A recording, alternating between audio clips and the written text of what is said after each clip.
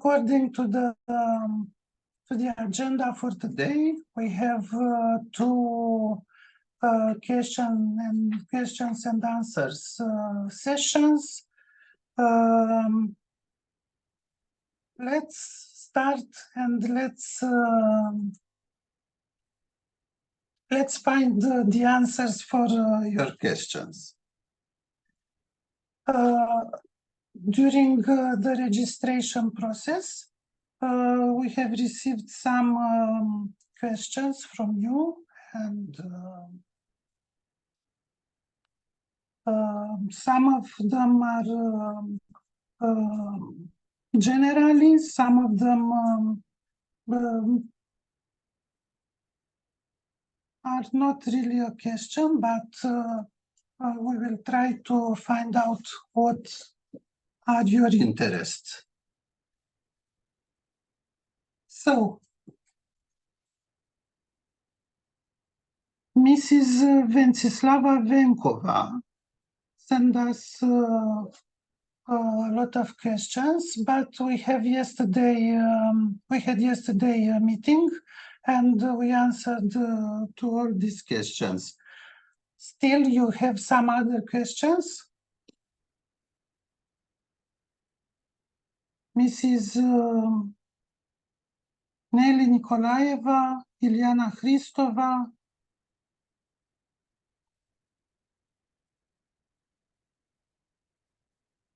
No.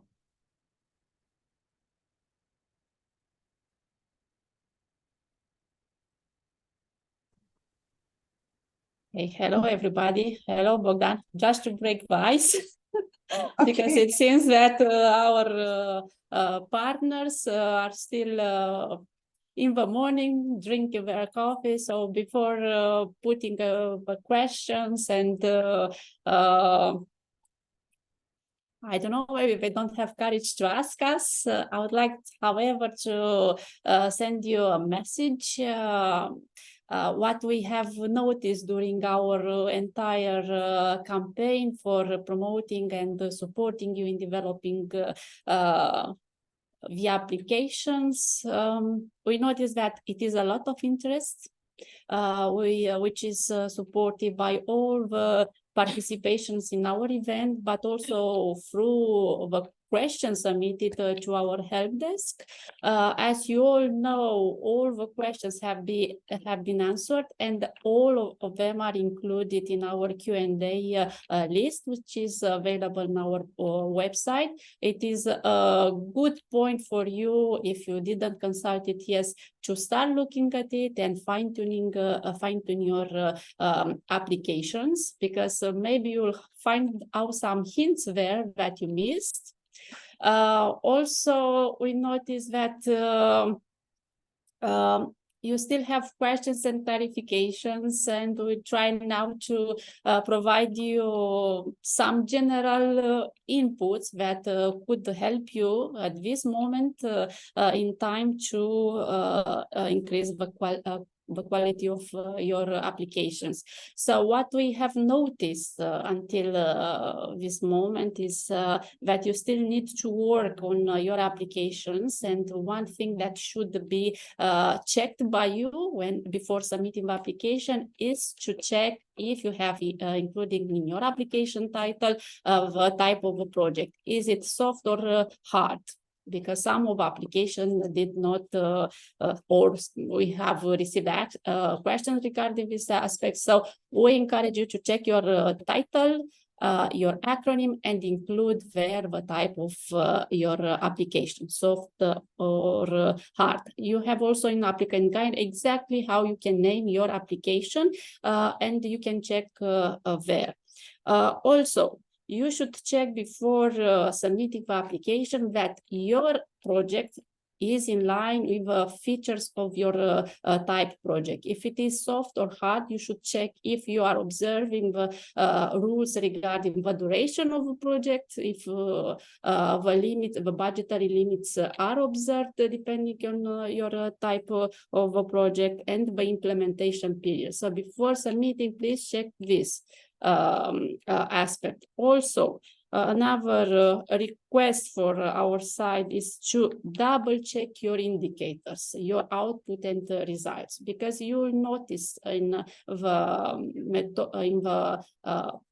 guideline dedicated to output and the results, that some results have a reporting date after the completion of the project. So you have this opportunity to report the results after the project completion within 1 year. So our recommendation for you is to check again your indicators and to see if the rules regarding the feature of your pair of indicators is observed. Look again and go back in the GEMS and modify the reporting period, because there in GEMS you'll have to select when do you want to deliver that result, before or after 1 year, year after the project completion. Again, just to remind you, I'm sure that you already know this, output indicators, outputs, the project outputs must be completed by the end of the project. So if the output is not completed by the end of the project, then we'll have a problem during the closure process of the project. So this is mandatory, it is set by European regulation, but the outputs of the project must be completed and delivered by the end of the project completion. Another aspect that it is of interest for you is related to the annexes. So you should go and look again if you have uploaded all the annexes required. You notice that some annexes are mandatory for all types of projects. They are listed in applicant's guide. You should go and check if you have filled in and uploaded these annexes. Make sure that you use a good name for these documents. You should name them in order to reflect the content of the annexes. We recommend you to say Annex 1, declaration of lead partner, and you can include here the name. Annex 2, partners 2 declaration, and so on. Please try to observe the titles we are using in applicant's guide. That will be easier for with the simplify the life, let's say, of assessors, but also yours, because it will be very easy for us to identify the information and to finalize the assessment process as soon as possible, and not to ask so many questions to you. Also, what's very important, it's the new feature in GEMS. We have already mentioned in program Facebook that you have this opportunity to check, let's say, so a little box that will notify you when you receive emails from the program structures during assessment and later on during the implementation process of your project. If it's your account, you there have to check allow notification to my email. So you have all these tools to simplify your lives and to be in contact permanently with the program structures during the assessment process and the implementation.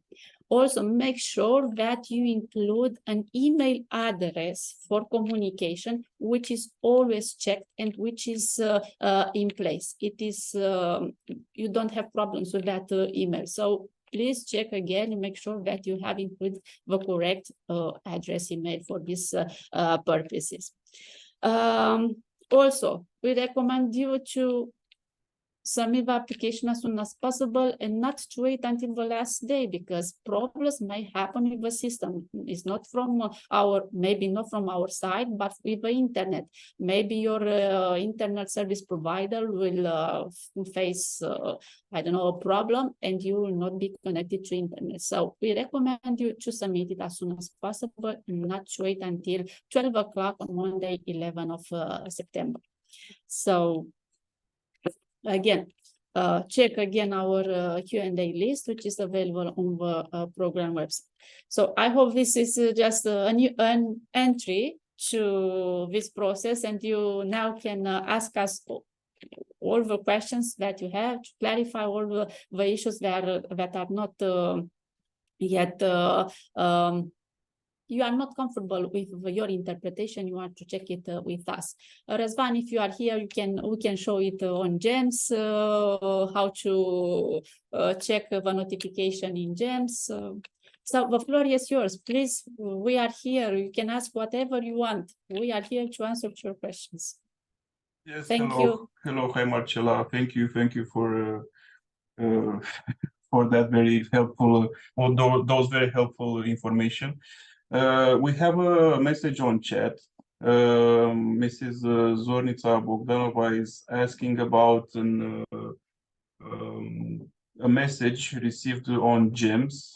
One is related to the first one, asterisks indicate the information required for saving. Yes, I think that's very self-explanatory. Where you have asterisks in a field, it's mandatory to fill in, otherwise you cannot save. But there's another message. Please be aware there may be gaps in the numbering of sections due to the program's configuration of application for this form for this call. I'm not quite sure, but I think maybe the call details were updated during the application process, and you have generated your project before that update, and possibly that's why you received the message. But I don't think it's a problem, and I don't think you need to fill in again your application. Maybe our colleagues from the managing authority have other information. Razvan, no, Yeah. we know that everything that was already included before this update of the GEMS version will be kept in the system. But I will check again with a technical office, and we'll come back with a reply. Also, we have, if Ms. Bogdanova can give us an email, we'll also confirm them in writing what it is all about. Okay, thank you.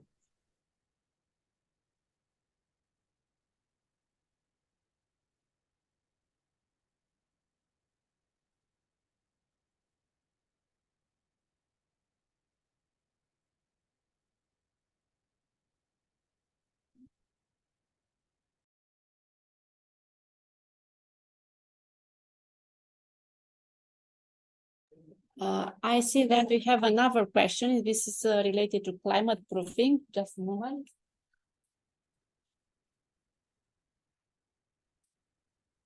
Okay, so climate proofing, it is different from the other environmental documents that you need to submit. Just a moment to see exactly, because we will use exact terminology. The climate proofing B7 6 assessment of impact of expected impacts of climate change. Yes, the report is the same with Annex B7. This is this annex, it is an open format. It is up to you to set up the format. However, please consider that the European Commission communication regarding climate change tool, climate proofing, includes or foreseen some sections that need to be filled in. But it is up to you how you organize. We recommend you to go and to use the recommendation included in that communication, because it follows a very logical structure and will help you in providing all of the information and not miss unavailable information or a very important one. Also, you saw that in our website, we have uploaded the presentations regarding this field on climate proofing. It is a PPT presentation where you have all the steps developed and presented. You should follow these steps when you are filling Annex B7, which is for open format. So it is up to you to set how it will look or not. I hope I've answered to your question. Yes, thank you. Yes, thank you.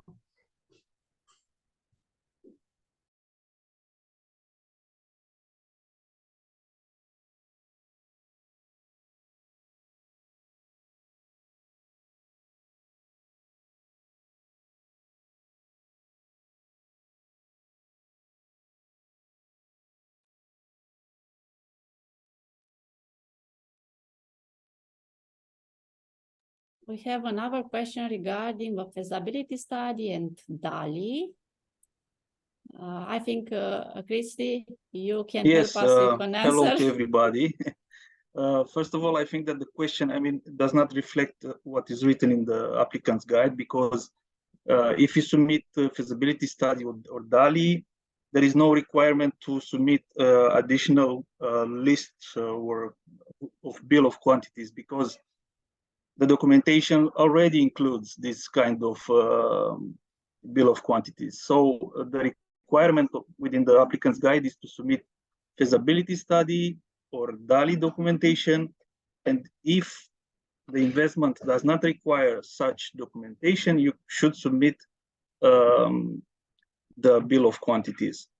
So yes, the F3 forms are included in the DALI and feasibility study. You don't need to submit additional documentation if this documentation that you are going to submit for the investment is requiring this feasibility study or DALI. So you just have to draft it according with the national legislation and submit the entire documentation with the application form. So additional bill of quantities only for those investments which do not require feasibility study or DALI. I hope it was clear and for everybody.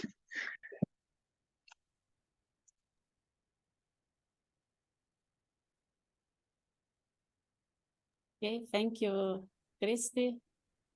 Bogdan, do you take the Yes. lead, please? Yes, we have received a list with Sorry. Few questions from a representative of RNA. We have this list, and I will. Bogdan, just a second before you start to answer again to Mrs. Yeah. Bogdanova. Please. Is it required to generate a new form because of that message she's receiving? So we say now no, but our colleagues from Engineering will consult it with the administrator from GEMS, and we will respond to you from to that email address that you sent to us. Okay. Okay. Correct. I will insert the questions in the chat. This is the first question. If there are fixed by the program ceilings for services. Within the program, there are no ceilings foreseen for costs. The applicants can provide two offers or an independent evaluation of the prices in order to justify the envisaged real costs. Okay.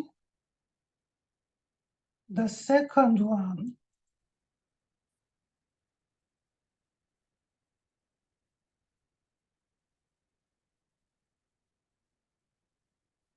is referring to the applicant's guide, for which the national legislation does not provide for the elaboration of a feasibility study or DALI or preliminary or technical design. If the applicant should submit a detailed bill of quantities and costs. Yeah, if I may intervene, this seems to be the It's provision of not the. clear. Yeah. What Yes. are you meaning? So if the person who asked the question could elaborate the question a little bit, just to understand. Yeah, it's What not is not quite clear. a question. Yeah, it's not quite a question. It's a provision from the applicant's guide. Mr. Frațila, can you hear us?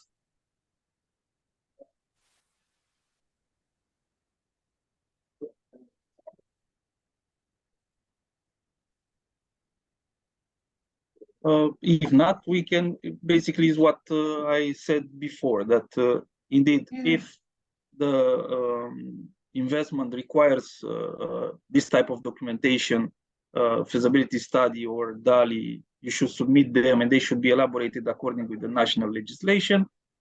If the national legislation does not foresee that is mandatory to elaborate this kind of documentation, technical documentation, then you should submit a detailed bill of quantities and costs and detailed explanation, plans, measures. Hello, As it is morning. written. Can you Okay, hear me hello. now? Yes. Sorry, I had a problem with the microphone.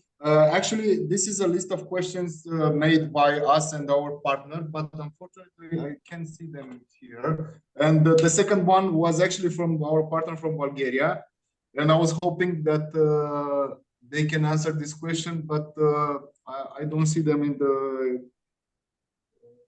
the list here.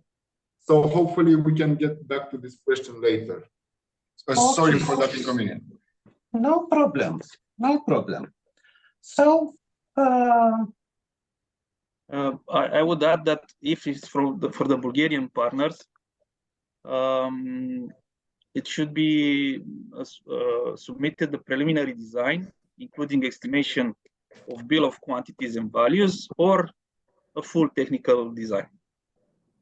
I mean, Okay, what is mentioned here with feasibility and DALI, it's specific to the Romanian beneficiaries. thank you. The third question is related to the if the work packages have to have a communication activity. The answer is each work package should include at least one communication objective and related target audiences that contributes to the achievement of the project specific objective. Each work package should include activities that are contributing to the achievement of the project specific and communication objectives set in that work package.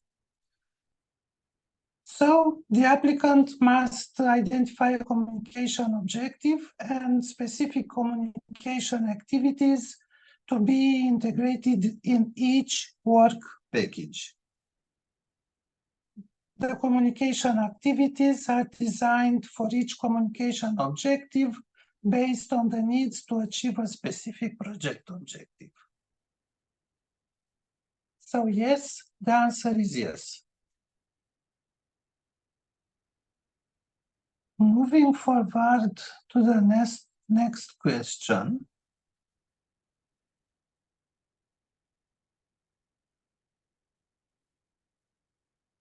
The purchased equipment must be located, installed, and used in the eligible area of the program, according to the applicant's guide.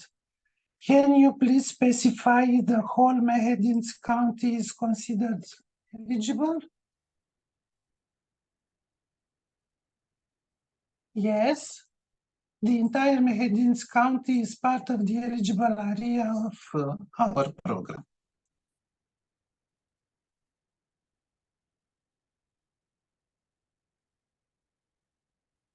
I see here, let's take Mrs. Stanoeva question and then to continue with questions sent by RNA.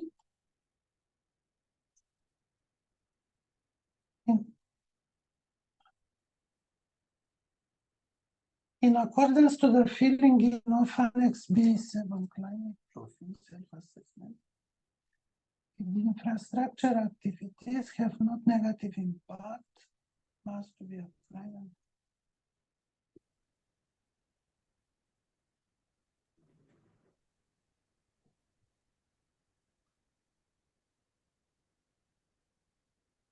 Marcela, will you answer or Yeah, shall I'm here. Yes, Okay. because it is a little bit unclear the question, but if you are referring to climate proofing, make sure that you need climate proofing, and when you are carrying out this assessment, you have two stages. The first stage and the second stage. The first stage will tell you exactly if you have to move further on with the stage 2. So make sure that you have carried out a correct first stage where you will see if the climate change is influencing your infrastructure. If it's influencing it, you should go to the second stage. If you are referring now to climate proofing, if you are making reference to other environmental issues, please let us know.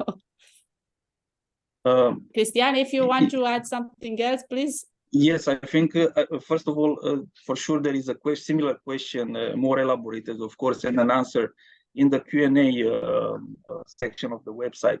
And we are recommending the beneficiary to the applicants actually to check it, because there are some very interesting questions. Some maybe you didn't think of all the aspects, and you see some interesting questions which were asked by the other applicants.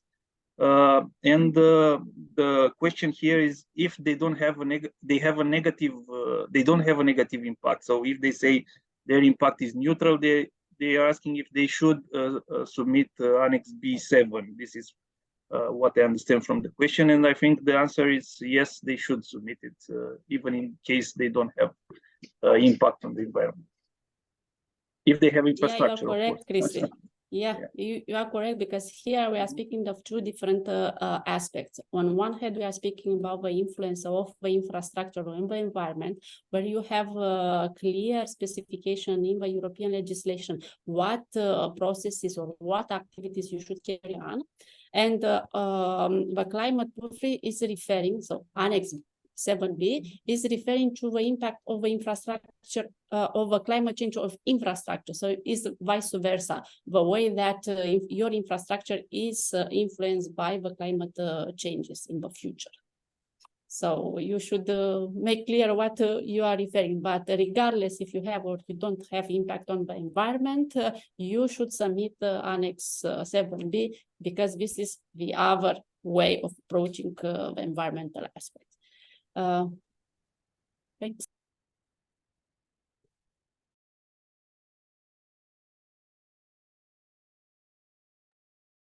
Okay. Next question is from Mr. Boris Nedialkov about the project sustainability. So is it mandatory to have associated partners that will inherit the, let's say, software? Mandatory to have associated partners. It's not very clear what it is mentioned here. It's not mandatory to have associated partners. You can have associated partners, but it's mandatory to have project sustainability. So you should somehow deal with these activities that you are implementing and ensure that they are sustainable. And if you have associated partner, they are also, and they are benefiting from some result from the project, they should ensure sustainability, of course, even if they are not direct participant in the partnership. I hope this was the question. And yeah, I hope so. And I just want to compliment Christy's answers. If you consider to include actually the thinking of including associated partners was also for ensuring the sustainability of the project, because it will be easy for you to somehow to ensure the durability of a project. So it is not mandatory, but in case you don't, you have developed something, let's say you have an output and you want to ensure it as a sustainability, and you have identified a third party outside of a project partnership. If it's not included as a associated partner, which is not mandatory. You can elaborate in the application form saying that you have already identified potential users of your results, which have and you have an engagement from their side to take on board what you have developed, your result. It will be very helpful for your application in order and for your project implementation later stage to include all this information, because in the application form, regardless if you have or you don't have associated partner, you must to describe how you ensure the durability of your results.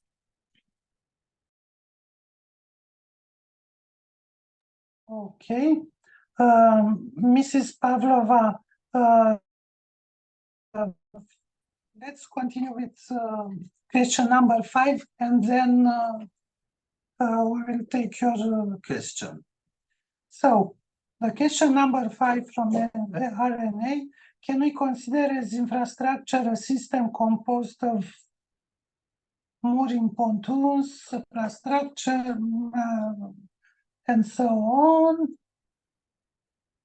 as they are all interconnected in purpose and should be considered as one system? Even though the items described by you are part of one system, they should be split by type of expenditure.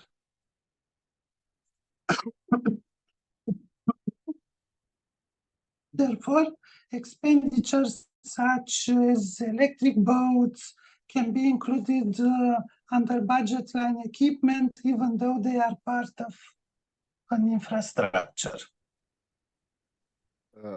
Can you hear me? Yes. Yes, thank you for your answer. My question was because considering the cost of the boat, we cannot put it under equipment because the cost of the boat are very high, and that is why we wanted to consider it as infrastructure. But it's understandable that infrastructure is only the pontoons in this case. Am I right?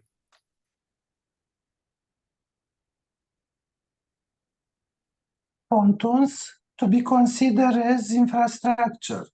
Yes. Because in our situation, the cost of the boat is considerably higher, and we have to reconsider the whole infrastructure part as only the pontoon and everything on it. So the boat will be considered as equipment, yes?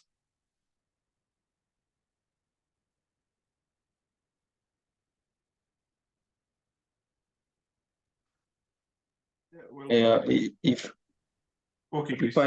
okay. Let's see from which perspective you are asking the question. Are you asking this from the perspective of public procurement or from the perspective of the applicant's guide? Because if we are speaking about the applicant guide, we should basically see some works there. I don't know if the pontoon has also some work component or not.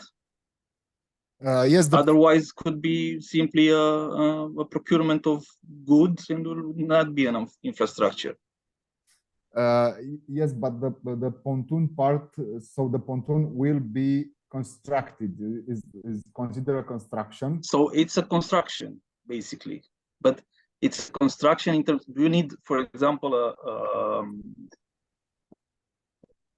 authorization for construction? No. You No, made some technical documents like feasibility, like a technical project and so on? It's just a technical project without any feasibility study or so it's not considered as a building where you need some okay, but still you'll have a technical project and you'll perform works also on land, not only to install it, no? Yes, a part of it will be on land, the other part will be in the water because it's. So this seems to be infrastructure.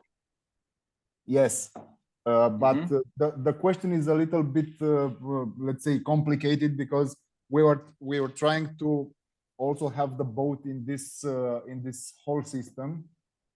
But I understood your answer because yes, let's say that the boat is an equipment, but considering the costs, we have to reassess a little bit because the boat is as high is the biggest component of the investment. It is the biggest component considering its price, not considering the boat. Yeah, and But this depends on whether your project is hard or soft. I think that's the issue. Yes, this is the main issue.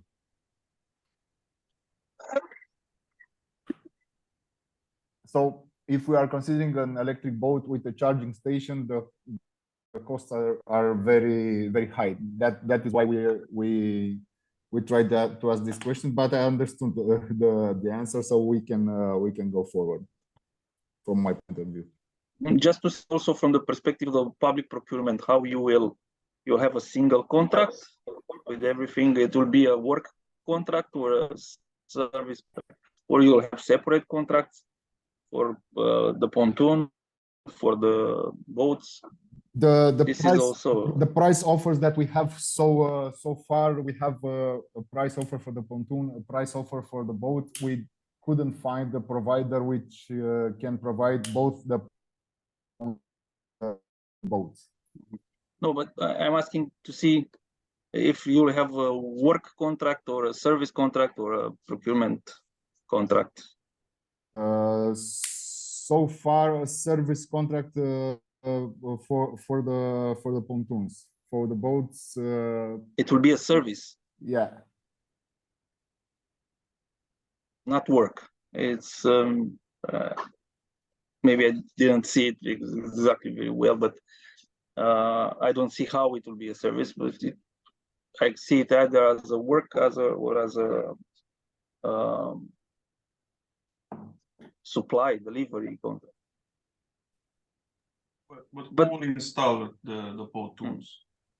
Sorry, I couldn't hear you. Who will install the pontoons? Yes, this is why it's considered a service, because the part of transportation and installation is it's a very big part of the contract.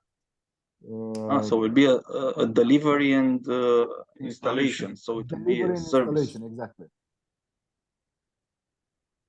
So and the installation part, it's with a higher value than the pontoon itself,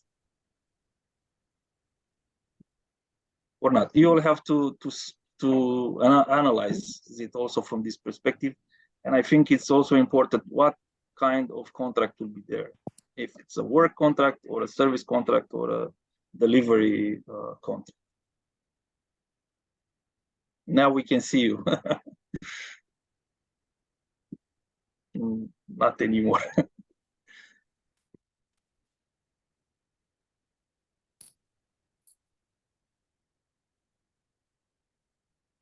Okay, can we go to?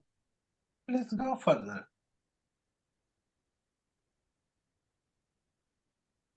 Okay. Mrs. Pavlova is asking if it's possible to include only equipment and furniture costs for an urban park in the project without works and construction costs. Will the 20% ceiling be an obstacle for that?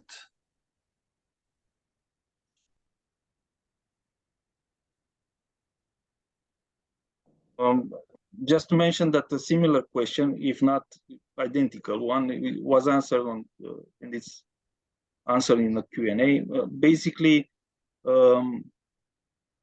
we don't see how only including furniture and will ensure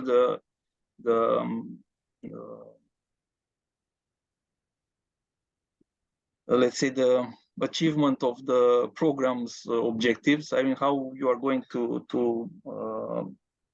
contribute to the program objectives, and this is why we don't see only this kind of equipment and furniture in the urban parks. So If I can clarify Yeah. a little bit more, the construction of the park will not be the focus, the only focus of the project, the park itself. The project will consist of other soft measures, some demonstration measures, some educational measures for children and for students. And the idea was to improve some part of the parks and adjust them for example, for bird silencing and other educational activities, thus contributing to the project results, but they will not be the focus of the project because the construction will not be the focus of the project. So I see that there is this ceiling when you have construction to have this 20% ceiling of the equipment and furniture, but what is the idea of not allowing any furniture and equipment if you don't have construction? If it goes with the other activities? but how is this investment going to contribute to developing and improving the ecosystem, for example? I mean, what an is the investment, purpose of first of all. adding this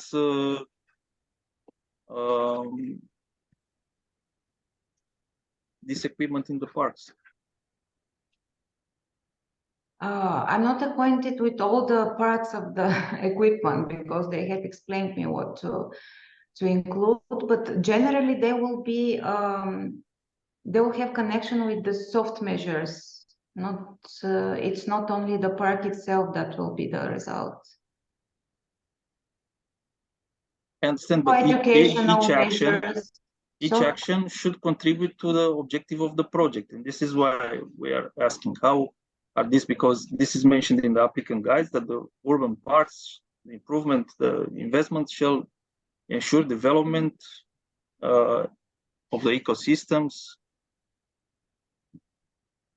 should contribute to support the biodiversity and reduce pollution. And this is, I mean, if you are adding a bench, let's say it in the park, we don't see how this will contribute directly by itself. I mean, only this investment to the objectives of the call. It's a matter of justification, yes. Of course, I cannot justify in a broader perspective now, but what is the principle? I mean, so you meant in the applicant guide that they cannot apply only for equipment and furniture. It's just for our, how to say, clarification to know. Well, yes, This is costs for urban furniture should be limited maximum 20% of the total cost of investment. If you don't have an investment, then you cannot have urban furniture. Mhm.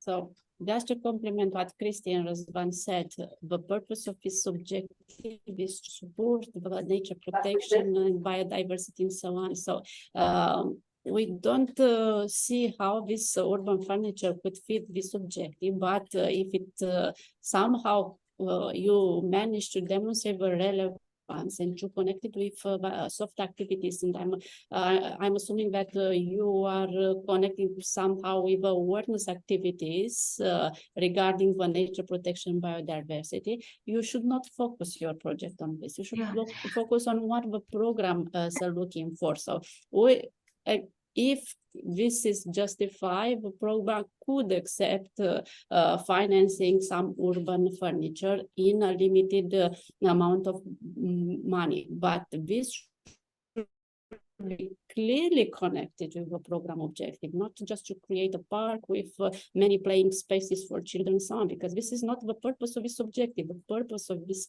objective is related to nature, biodiversity, pollution, green infrastructure. So you should look at this from this point of view. Everything that you are doing within this project should enhance the nature protection and should promote the biodiversity from birds, insects, flies, bees, and so on. So this is the main objective of this priority under the program, and also under the RDF regulation, Interreg regulation. This is actually what the European Commission meant when developed this specific objective.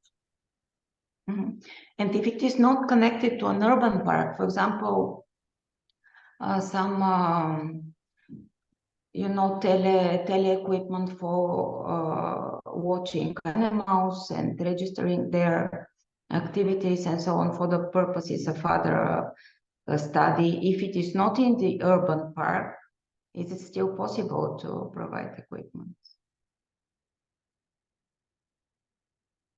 I don't think I understand your question, but of course, every investment that you make should be connected to the nature. If you have nature in somewhere else outside the urban parts, of course, if you have there a field, a forest, another park, natural park, here you should think at urban gardens and the parks, not as that classical parks you have for children, but as natural parks. You have many such parks in Bulgaria. You have in Sofia many, because I'm a fan of Sofia and I saw it. It's a very great city. And that is the parks we see, parks where the nature is on the first objective, is the first, let's say, user of that field, and then came the people.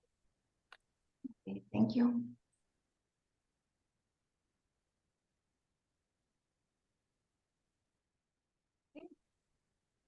Next question is coming from Mr. Bojidar Yankov. A specific question concerning the SMART project. So we intend to replace existing coastal signals, which in general consist of a pillar and a table facing the river. In this sense, we do not consider this activity as construction, building. Maintenance of those coastal signals is part of our duties, our daily business. Do we need document proving that we own the land, which is by law in Bulgaria state property? So you already have these signals on facing the river, and now you intend to replace them. That's correct. How these signals are now installed? They are installed on pillars. They are actually the same. For example, we have at every kilometer, Yeah, I see. I understand that on pillars, but do you have some documents? No, these signals were installed during the years. Some of them maybe 50 years ago. They are existing for a long time. And how these places were chosen? Places are chosen based on specific navigational conditions, and the signals should instruct the skippers on specific rules in the area. For example, not to anchor, not cause waves, places where it's allowed to anchor, and things like that. They are specific for the inland navigation, for the skippers, like road signals. But do you have like an inventory of these signs which you want to change, right? Yes, yes. And there it is mentioned. Do you have supporting documents? They are property of who is in charge of them? They are installed on the public or private property. By law, our agency is responsible for this kind of activity, to maintain and to And does this law provide you with the right to install it on some type of properties? It says that it's our duty. So, Is it please listed some let me to conditions in explain. this regard? Hello? Yes, we can hear you. You can explain it. Okay, thank you. Romeo Soare from Hello. Romanian Waterway Administration. It is, we have the same responsibility like APPD, like Bulgarian Waterway Administration. We are partners in this DISMAR project. We partner in DISMAR project, and I want to explain to you, for example, we have an infrastructure, coastal infrastructure and floating infrastructure for signalization, for marking on the Danube. Yeah, for example, for every kilometer we have kilometer indicator, like on the road. Yeah, we have coastal signalization for different messaging, for recommendation, anchorage area, for restriction because there is an obstacle, and we provide this information to the skippers. Yeah. For every kilometer we have a pillar and a panel. Yeah.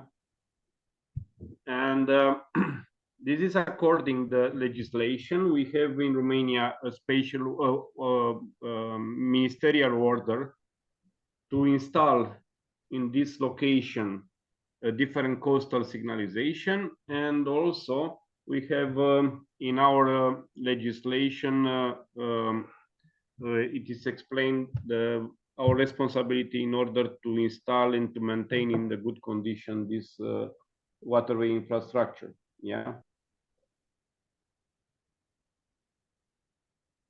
At this time, the coastal signalization exists in the field, but we need to modernize. We need a new one with a good quality and good visibility according the standard and according the new Commission recommendations. Yeah. Does this mean that your interventions will include, for example, digging and constructing new foundations? I don't know how these signs, if they are big or small, if they need some construction documentation or not.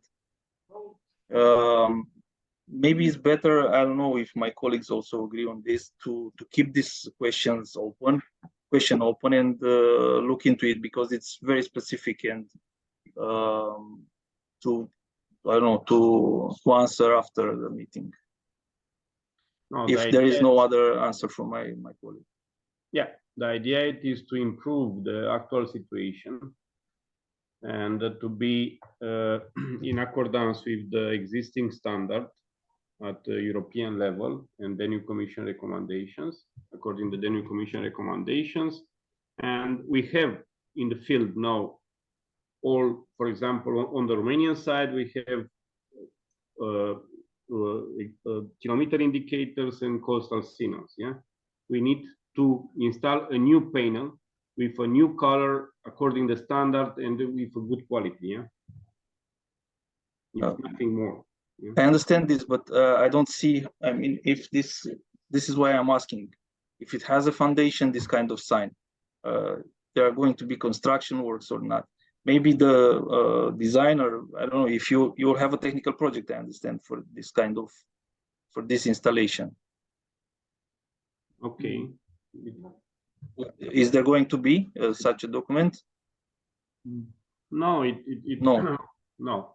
No, because this is not necessary to have authorization or approval for this. Yeah, it only to put one pillar. I don't know how to explain to you, one pillar for 3 meters length. Yeah, and yeah, but even this pillar needs a foundation, right? You are going to dig, put some concrete there, and add the pillar. This foundation is already existing on site. So you're not going to work on the foundation, just on the structure above, or sign actually. Maybe for some cases it will be needed to to take out the old foundation and make a new one, but on the existing place. It's the same with not the additional digging and cutting and things like that.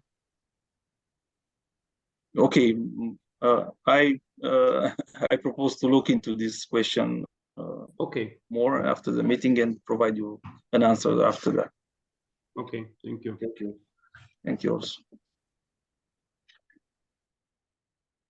Okay, Mr. Roman Voinsky is asking, the application guidelines state that all annexes should be translated into English, including the accounting data related to Annex A10.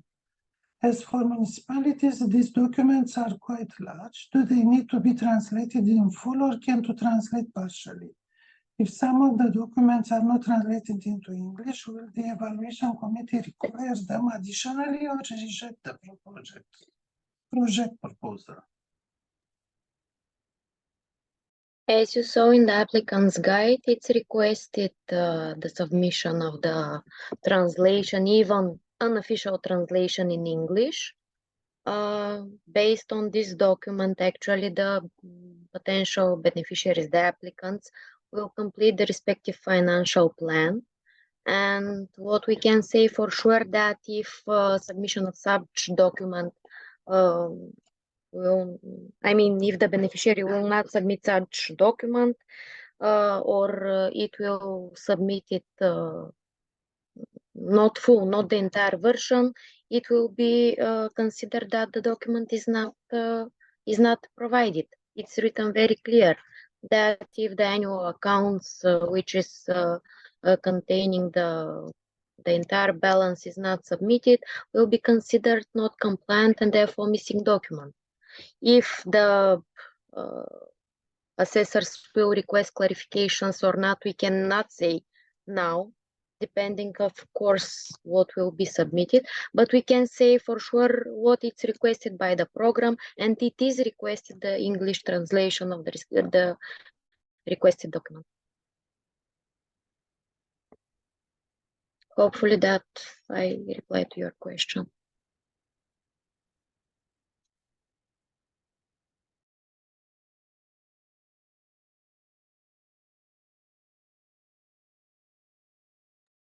Thank you, Mira. Next, Mrs. Iosif Gabriela. Please tell us if the equipment purchased within the project is part of the infrastructure. I am referring to equipment that helps the development of some laboratories. Please tell us if the investment must be made in all work packages.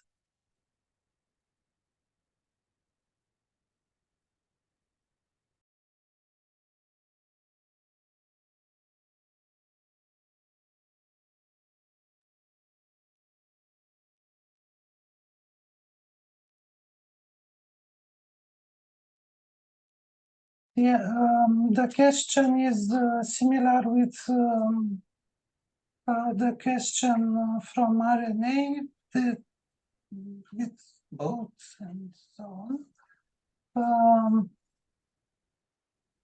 So equipment that helps the development of some laboratories. About the first part of the question, if I can intervene, if the equipment purchased will be part of the infrastructure or not. Of course, it's depending from the project proposal and from the content of the activities you will propose. We cannot reply with yes or not. It depending from what you will propose as a project conception. Maybe it will be you can have the cases where part of the equipment will be included also in the bill of the quantities and values for realizing the infrastructure, but this do not mean that it's an integral part from the infrastructure.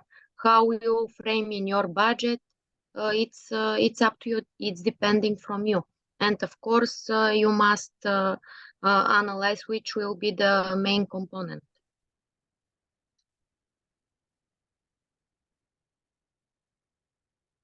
Okay, thank you, Tihomir. I just want to come back with a translation in English question because just to complete what you have said. But here I'm speaking only by the documents that are issued by the third parties.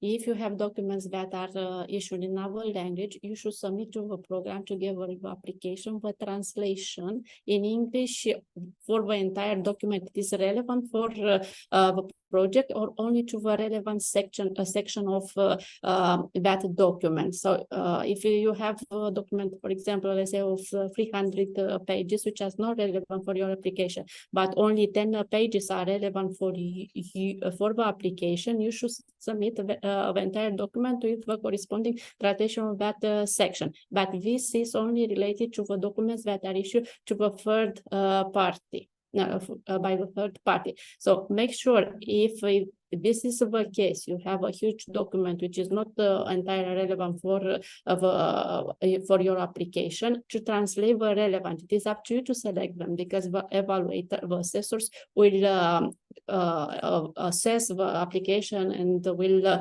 score the quality of your application based on the information that you are providing. So make sure if this is the case for third issued documentation to translate the most relevant sections.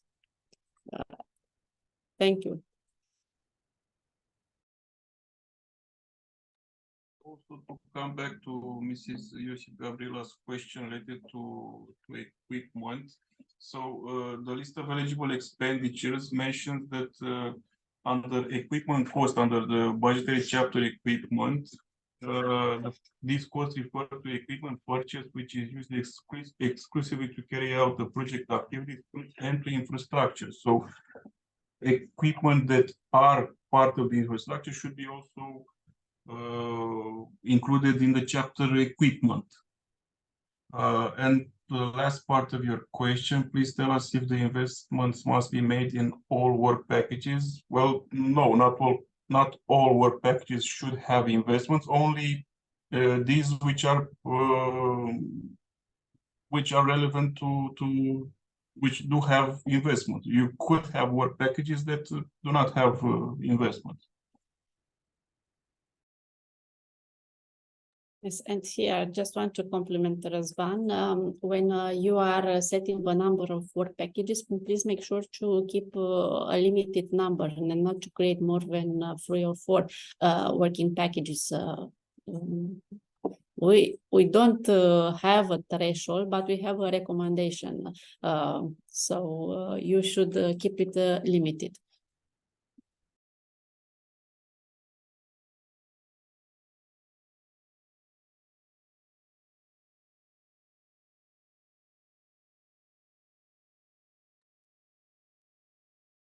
Okay. Next one from Mrs. Iliana Kaloyanova. Should the English translations of accompanying documents will be electronically signed? All the documents are needed to be signed. All the declarations should be signed electronically. Translations, no. You sign a declaration in which you declare that all the documents submitted are according to original, so that is sufficient. If you have if you want, you can, but it's not mandatory. Yeah, because it's you not already mandatory. We don't ask it. Yeah. Okay. From FDJ Galați. Can you tell about the project preparation budget if there is 14,000 euro or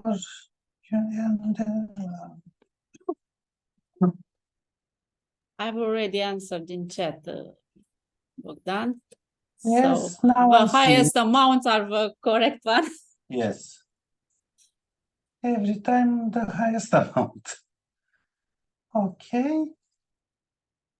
Mr. Roman Voinsky, according to the applicant's guide, Annex B6, project environmental impact analysis, mandatory for applications, including infrastructure related, and English translation, if issued in other language than English, will be submitted during pre-contractual stage.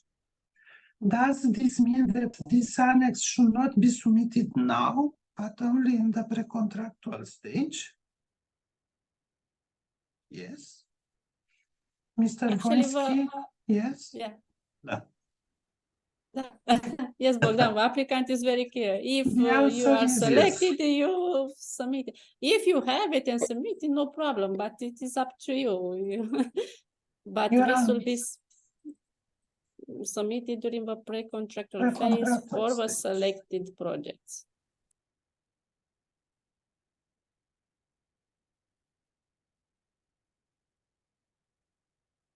Next, from Mr. Voinski also, the application guidelines state that all annexes should be translated into English, including the accounting data. It's the same question as It's before. the same Yes, question. Mr. Voinski answered that, okay, thank you. That's why it appeared again, I think.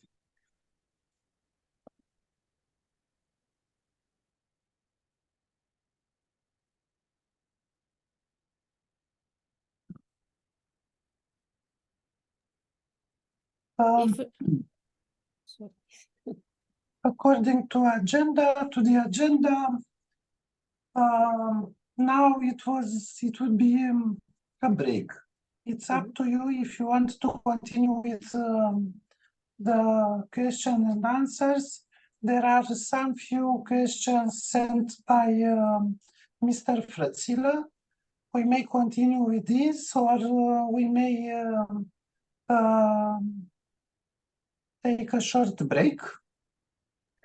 Just to intervene, I saw a question earlier from Mrs. Dima Iotova that remains without answer. Hi, Sorry. everyone. We have few I questions. missed it. Mhm. I missed it, sorry. Da. The question is, hi everyone, we have few questions in the field of investments for every activity. Is there possible to fill costs for investigations, expertises, and others that are not included in lump sum flat rates? So, according to the list of eligible expenditures, just a second.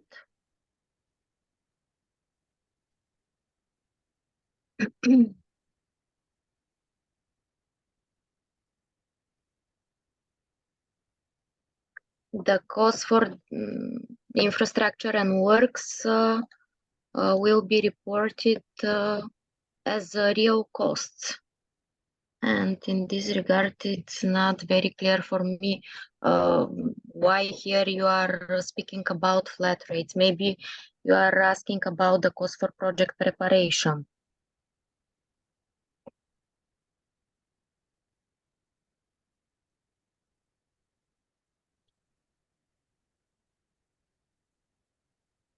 Somebody wrote.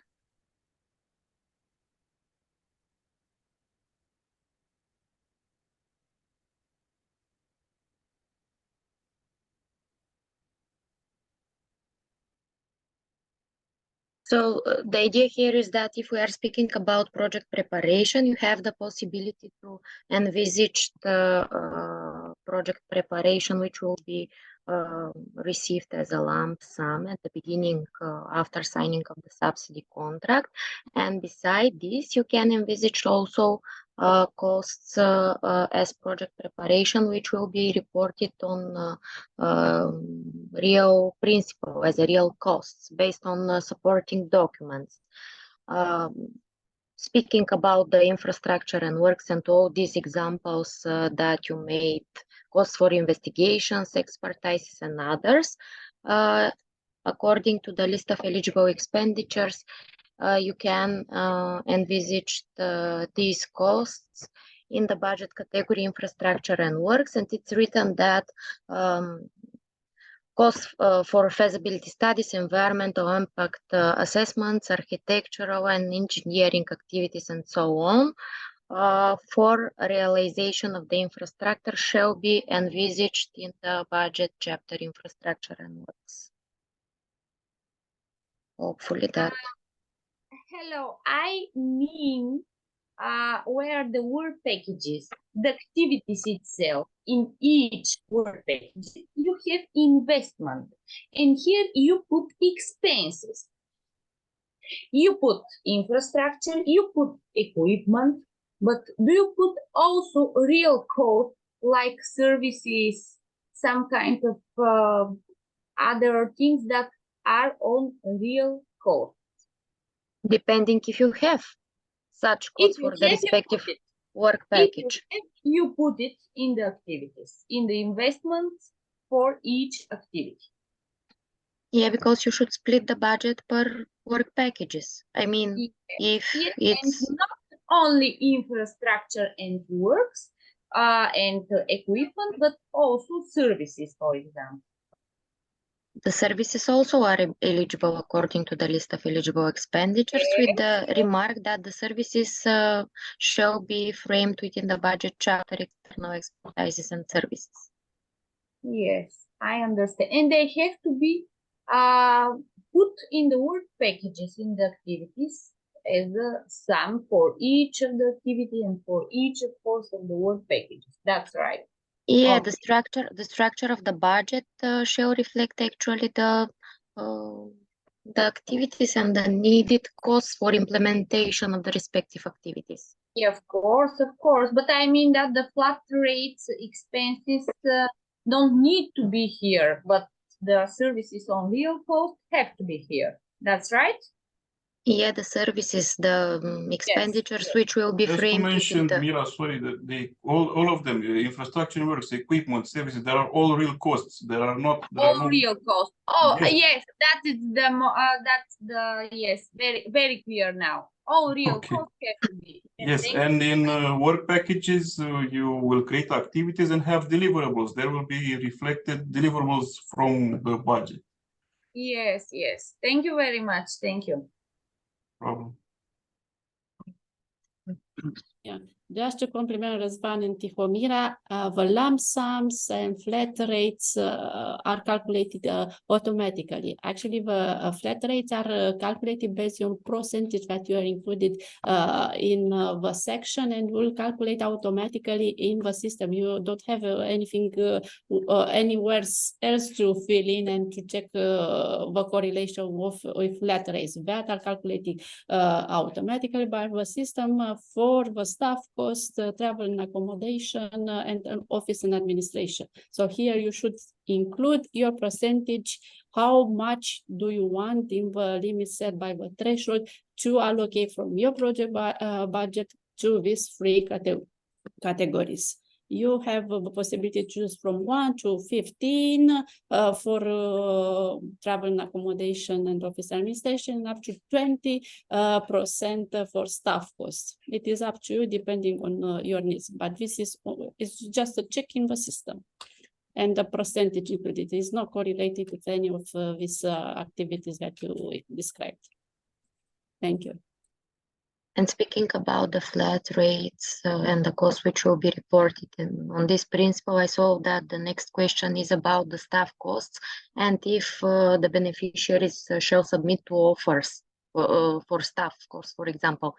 No, the price offers or the independent evaluation of the costs shall be submitted only about the costs which will be reported on real principle with the supporting documents. The staff costs which will be reported as flat rates, and in this regard it is not envisaged that the beneficiary shall submit some supporting documents in this regard for verification purposes. And I just want to add something else, because now we opened the discussion on flat rates and the lump sum. The lump sum for preparation, it is said as Tihomira already mentioned to you, for certain types of mandatory annexes.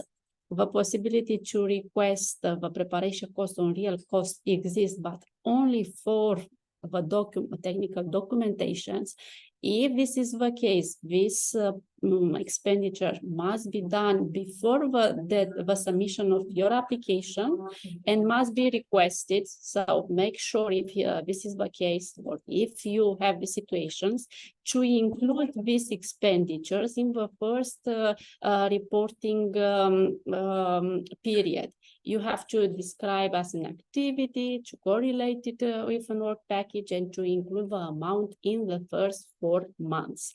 For example, if you are building, let's say, something, a school, it is not correlated to our objective, but anyhow, you understand. To understand, if you have a feasibility study done and some other documentation, technical documentation, you have done it as preparation cost. You should include here as activity.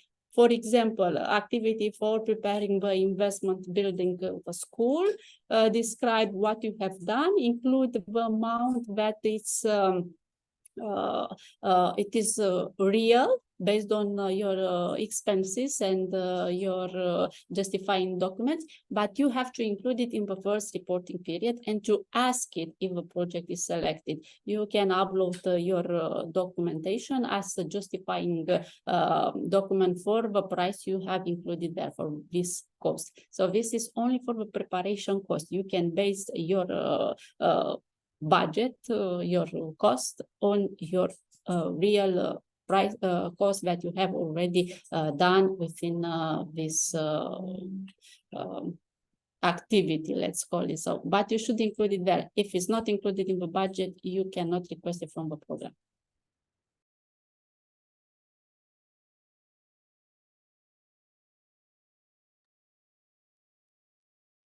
Thank you. Next is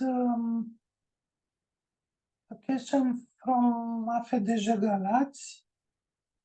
Can we set more than one work package in the project other than work package 1, project management, which is predefined?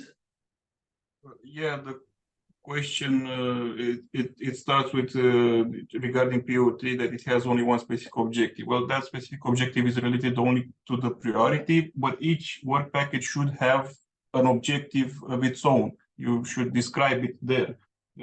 The specific objective related to the priority, you select it only once when you create the project.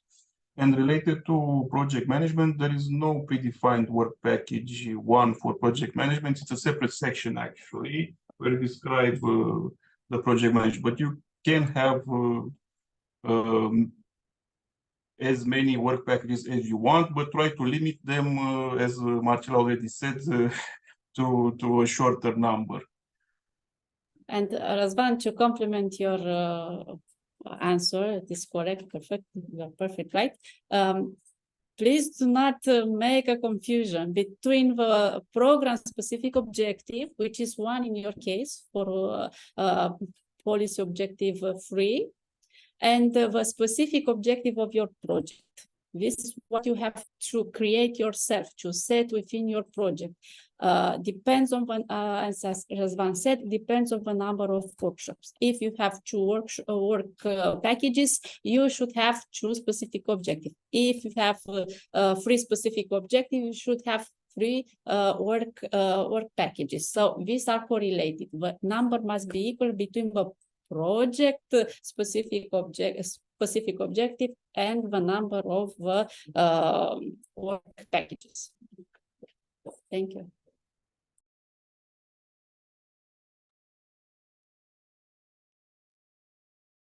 Next one from Mrs. Zornița Bogdanova.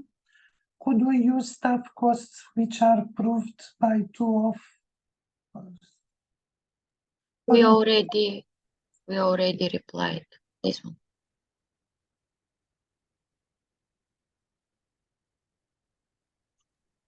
Okay. Mr. Frățilă, is it possible for the 2 partners to have the offers from one and the same company, considering that the providers didn't answer to the request for offer?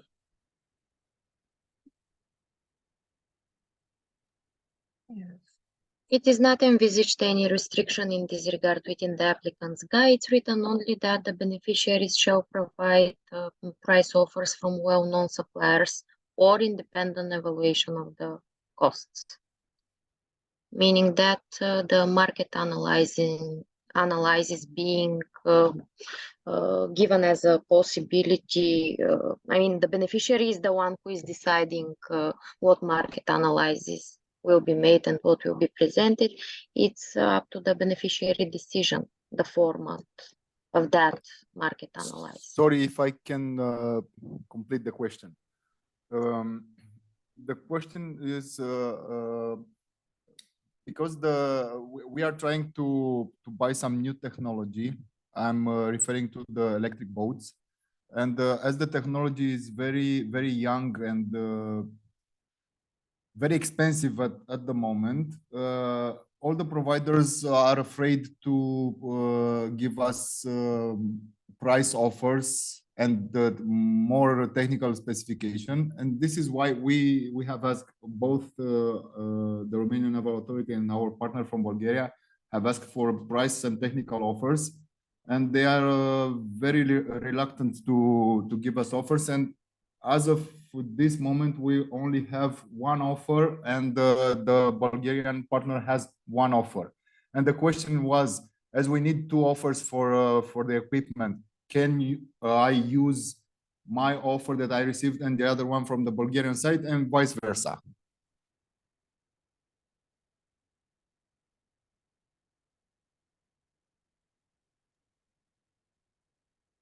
So you will have two offers from two suppliers, basically. Yes, but we have two offers. The Romanian side. Yes, I understand, but it's for the same similar equipment. Exactly. There is no difference of characteristics, what you asked and what the Bulgarian partner asked for. So it's the same, and you have two offers. Technical specifications, yes. I don't see any issues on that, except for the fact that you may have some problems when procuring, either because of the estimation of the cost, or you will not have suppliers in the market. If now you cannot, I mean, you should think exactly how you will procure this equipment during the implementation. If there is only one supplier who can give you now. No, there are more than one supplier on the market, but I don't know. For the last 2 weeks, we've been trying to get offers, and the answers are very, very kind, but not offering a price offer. But this could be a sign that I don't know, they are not interested in this kind of procurement, or. I think every provider is interested in selling their equipment. I don't know why they are not. I just want to compliment the answer provided by my colleagues. It is correct what they said, and we don't see any problem except what Cristi said in implementation. But we should consider also that you can provide us prints from the National System on Public Procurement for this equipment you are purchasing, or from the sites if you didn't receive, and you have identified other providers that have this kind of online offers. You can present us print screen to say, well, the same boat you can be found here, which is put on a market the price off, and so on. So you can also have this possibility, because we accept this kind of print screens from different sources if they are available. Yeah, okay. Thank you very much for this answer. This was the next question from my side, because we have found on some internet sites prices like it's more of a publicity site, starting from, I don't know, that price available in 2024. But can that be considered as a price offer? You should look again. You are a strategic project, so you should look in the applicant guide page 73. You'll see there all the possibility that can be used by you. So if it is an offer made on online on the a well-known equipment provider, you can consider it. And if it's, of course, in line with what you want to buy. If it is not helpful, it is just some boat, but it's not what you need for your project, then we will have a problem. But if it is a boat with the same characteristics for superior, can be used as a justification of your price. So Yes, please check this could- again there and you'll see. No, all this could be a this, problem because, you know, like every advertising website, they are usually putting the price on the highest specification model.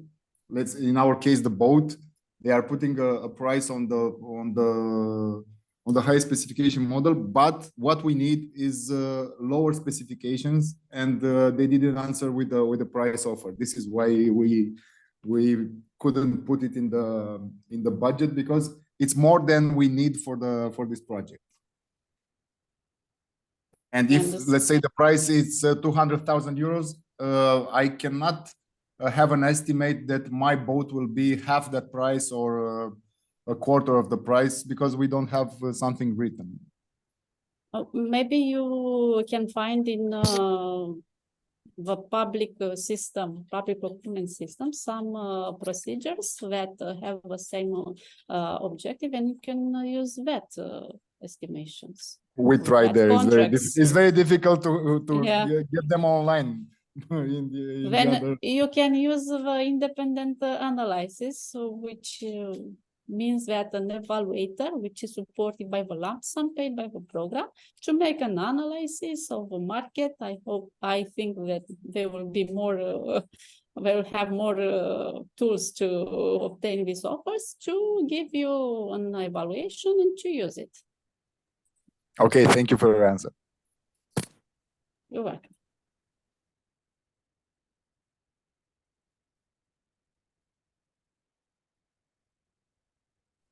Hello, we have one question for Turnu Măgurele Municipality.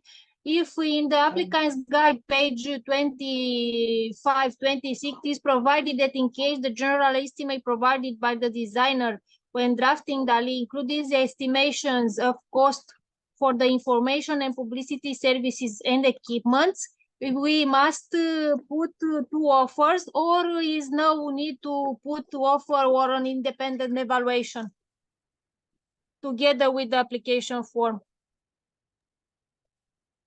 But I understand that you have basically an independent evaluation. You have from the designer, the prices included in the... Yes, if the prices are included, So you have an independent evaluation. Basically, this is what you have. It's not something that you have set, a price that you have set, but it's a...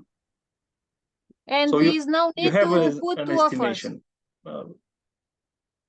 As I said, no, if you have it in the technical documentation. Yeah, it is. You don't need a new offer, but you should include in the observation that you based your estimation on DALI feasibility study, and you can also indicate the page where you can find this information. It will be helpful for us, and we'll understand better what you mean. But exactly as Christian said, yeah, the feasibility study is based on research, so it reflects the market. Okay, thank you. So if we don't have feasibility study for communication and publicity, we have to gather two offers, that's right? For communication. Depends on what you want to do under this communication. If you are referring to that items that you need for promotional activities, I don't think the feasibility study will go in such data analysis. You should provide us two print screens of a bag or what is there, a stick and so on. For example, USB memory or something of the kind we need. So we need two offers, that's right? Oh. Yeah, two print screens. This is small items. You don't have to go in so much trouble with it. Yeah. Okay. Thank you.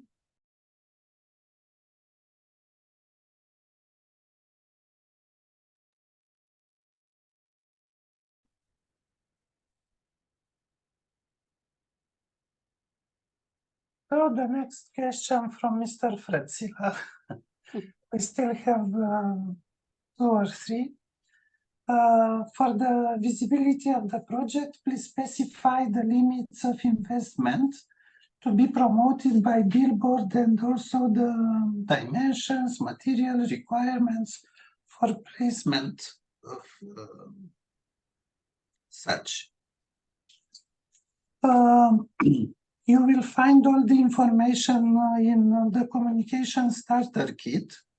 And in case you are planning to construct or to build something during your project, you will have to install a large temporary sign, plaque, or billboard on a prominent place as soon as the physical implementation of the project involving physical investment or the purchase or equipment starts, and the total costs of which exceed 100,000 euro. You will find all the information about how the billboards and plaques should look like and which are the mandatory requirements in the visual identity manual, which is currently under development. Yes, thank you very much. This is why we asked that question, because we couldn't find the visibility. Visual identity manual, yeah. Okay, thank you. Soon it will be available. Thank you. Okay. Next question.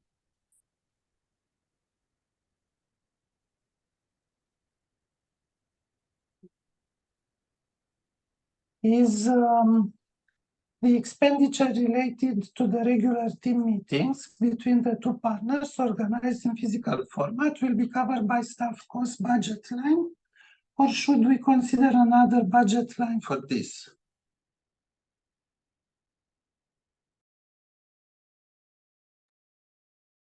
According to the provisions of the list of eligible expenditures, the beneficiaries will have the possibility to report the costs for meetings, partner meetings, events, and so on under the budget chapter travel and accommodation costs. And Tipomir, I just want to complete your answer. These are covered by the flat rates. So they are connected with team meetings, project team meetings. So they are covered by this flat rate. You don't have to include it in a different line under the budget. It will be calculated manually by the system.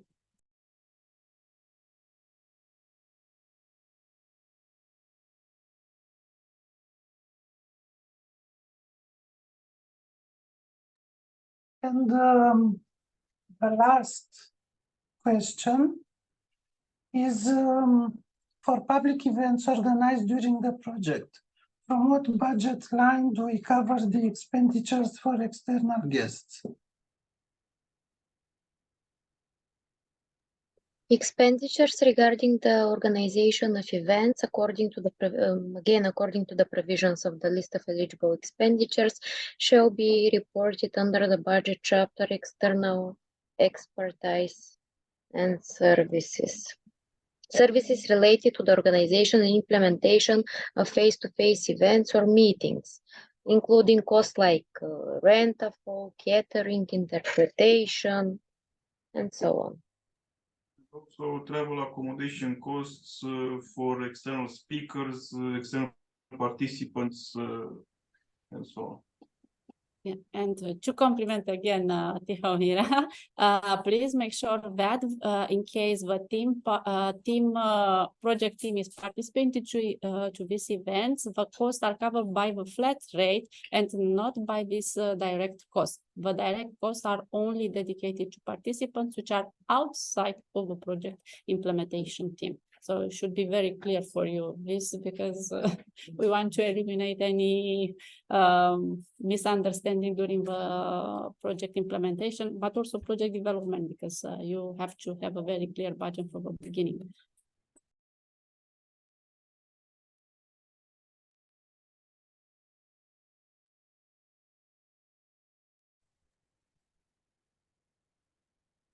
Okay. We have another questions from Mrs. Magdalena Simeonova from Bulgarian Romanian Chamber of Commerce and Industry.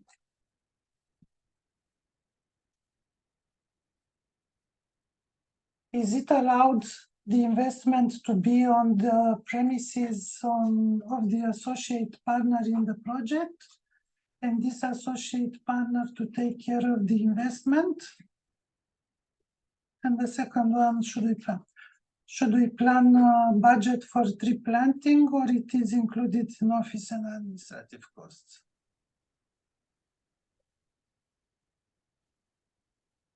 For the first question, Mrs. Magdalena Simeonova, are you here?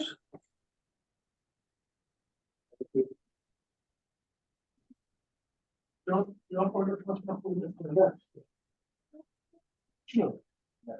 we are here. Thank you.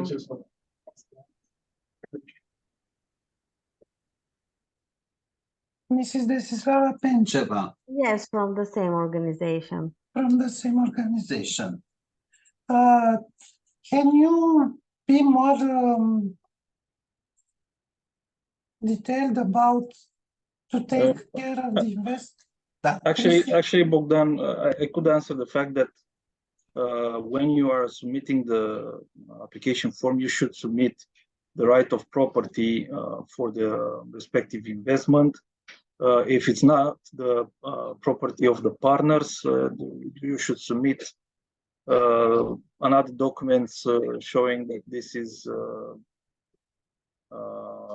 there is another kind of right which ensures the realization of the investment, such as, for example, a concession. I don't know how it's the English word for this one, but to have a document which puts this objective of the investment under the use of the beneficiaries. As you said, also, what does it mean that associated partner to take care of the investment is not very clear. So on this, if you could elaborate, we can. Yes, for example, the associate partner has the ownership of the property that we would like to improve, to make it greener. They provide us a letter that we are allowed, and they agree to make the necessary works to improve and to make greener that property. And after that, in 5 years period, they confirm that they will take the responsibility of the maintenance. Is it in line with the requirements of the call and the program? Or we as a lead partner should take the responsibility for maintenance after the project?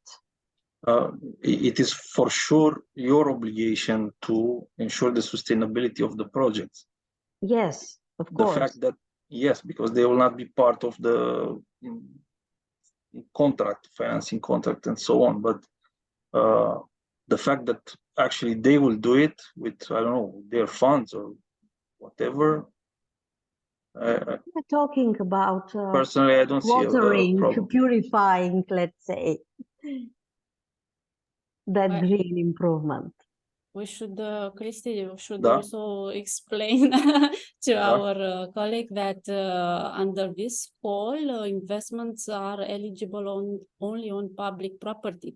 Yeah, exactly. So you should the associate consider partner is a municipality. It's a municipality, and you should have a right of concession, actually, of this, not only a letter.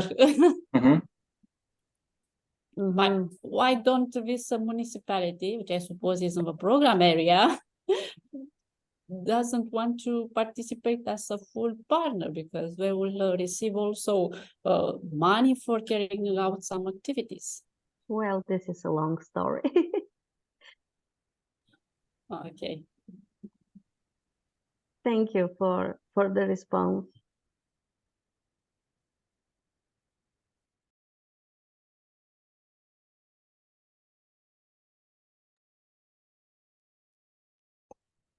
Mihai Frățilă, the next question. Mihai Frățilă is asking if more than 50% of expenses on infrastructures and works has to be on partner level, or can it be at a project level? At project level, everything is at project level, including your outputs and results. So please make sure that your service role, everything is joint. So when we are speaking about joint. The only difference is where where we in the guideline is made a clear statement regarding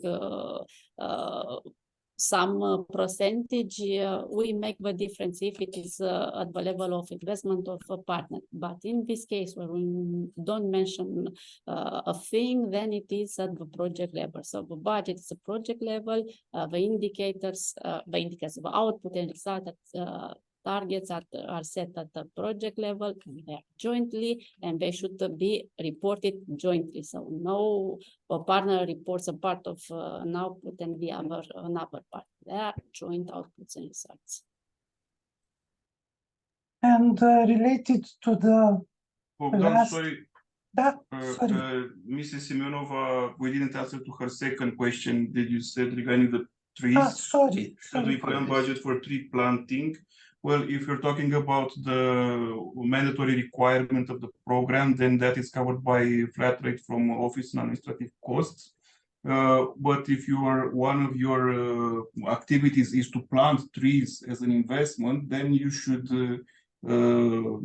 include this in the budget as a real cost. Thank you. And sorry for okay. The last question from Mr. Frățilă. The answer is yes. There are no limitation for submitting application forms. There are limitations only for projects under implementation. So there will not be more than 4 projects in the same time under implementation. As regards the submitting, you may submit as many as you want and you can as lead beneficiary or as partner also. Next one is from Mr. Ilian Stoyanov. Within a work package.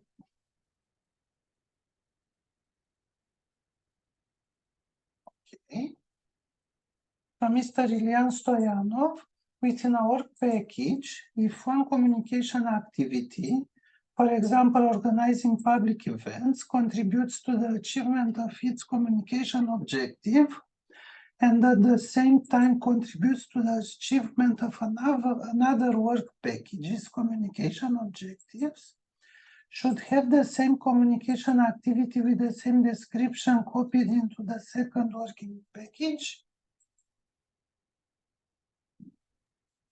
This is a tricky question, Bogdan.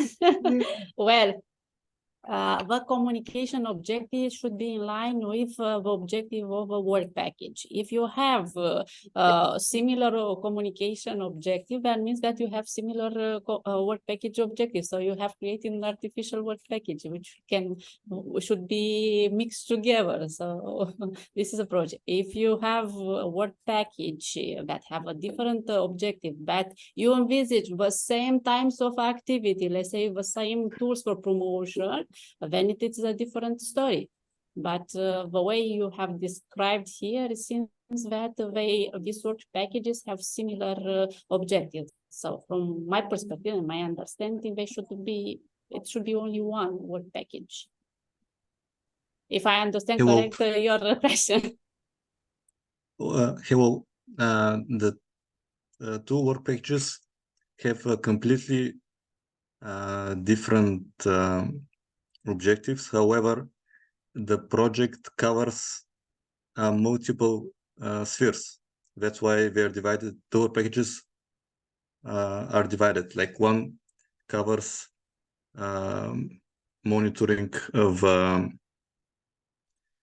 pollution, while the other is construction of green infrastructure. So they cannot be in the same work package. However, the organization of the events contributes for the popularization of both construction, I mean, popularizing of green infrastructure and mitigation of pollution. Actually, you have two communication objectives which are implemented by one tool when you join the event. This is what you are trying Yes. to say. But Yes. you should have detailed communication objective for each work package. You should describe tools that you are using for and activities that you are using for reaching this objective. And where you should mention that one event would be organized in a joint manner for these two work packages. Have a joint objective. This conference have a joint conference. So you can write it in both work packages. I understand now what you are saying. So you should explain, but I hope that this is not the only tool that you are using for reaching your communication tool objective. No, because I'm it's just giving an one, example. a small one. I'm just giving an example. Yeah, you should be very careful when you are identifying your communication activities and the tools that you are using, because sometimes they have different target groups, and you should consider this, because one it is about pollution, and another thing it's about the green infrastructure. Now, depending on what green infrastructure you envisage to do under your project. So I hope Thank you. it answered your question. Yes, thank you.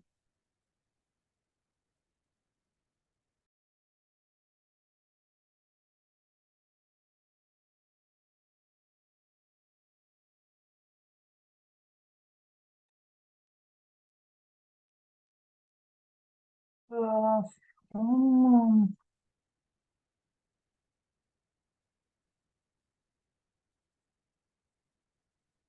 Mrs. Emilia Petkova from Ruse municipality, we have this question. Are print screens admissible as offers? Yes. Mrs. Petkova, are you here?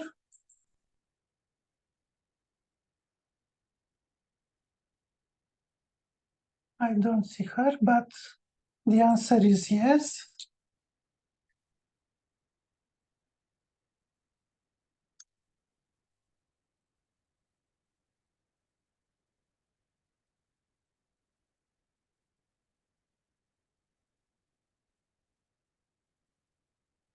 Next one from Mrs. Stella Dionisieva from Ruse Chamber of Commerce and Industry is how we can define whether state aid is involved in our project, provided no profit-oriented activities will be implemented. We meet difficulties filling in the state aid self-assessment declaration.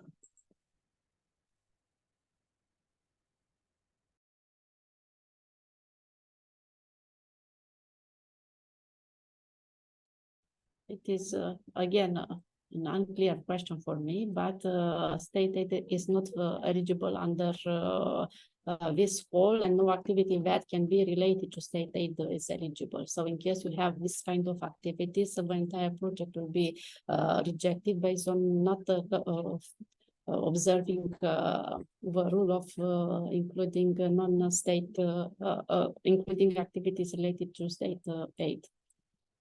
So I don't know if you can be more clear of what kind of difficulties did you face when you try to fill in this declaration. Maybe it will be easier for us to understand which is the problem.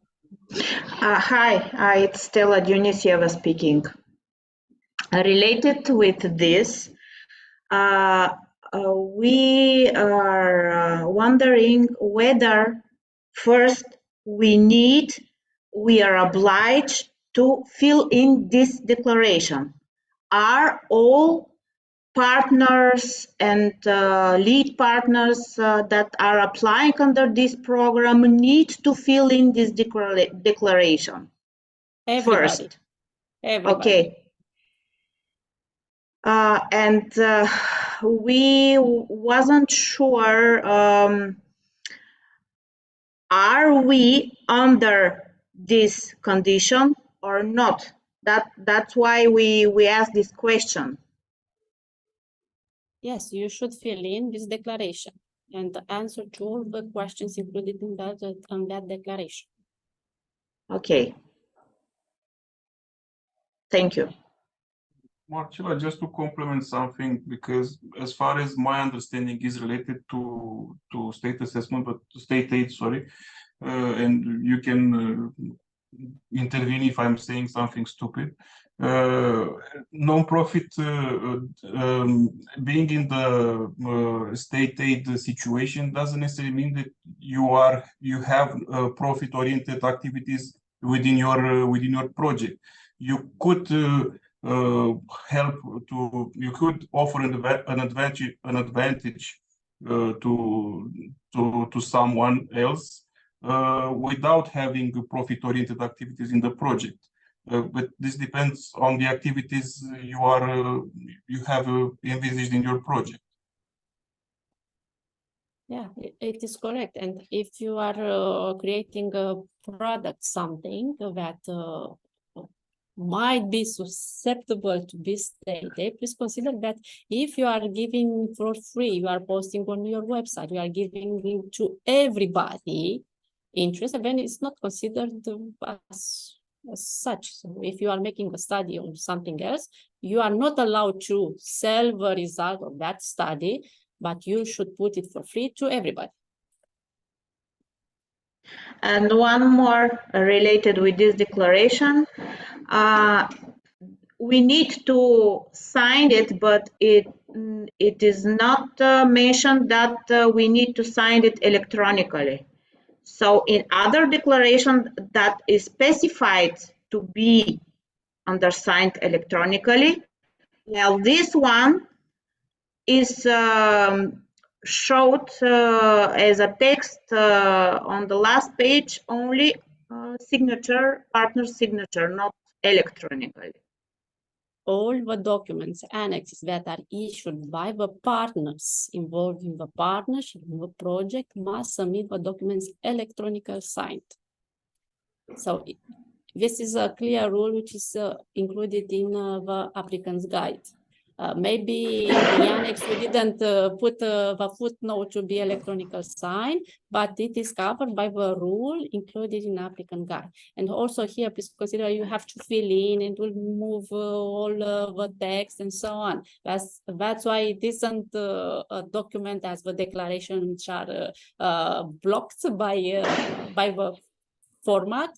Here it is in a Word, but you can include and write your answer. Okay. Bogdan, I think we pass a question.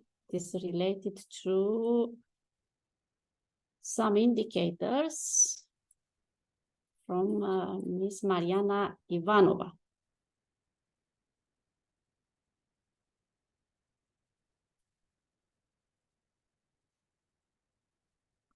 I can answer to this, okay? So Ms.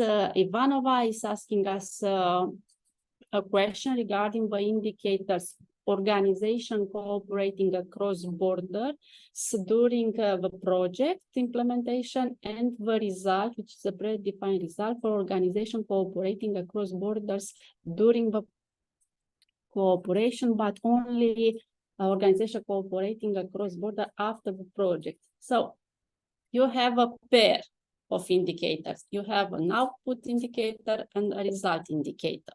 The output indicator in this case is organization cooperating across the border during the project implementation, and your output is organization that are cooperating during the project implementation, and the result of your cooperation, let's say, it is maintaining this cooperation after the project is implementing, which is correlated with the result indicator, organization cooperating across border after the project. So this is the situation where I was talking about. This result indicator, so this result can be reported within 1 year from the project completion. So you'll have 1 year at your disposal to make sure that your partnership created or other types of partnerships are creating results. So this is the result indicator.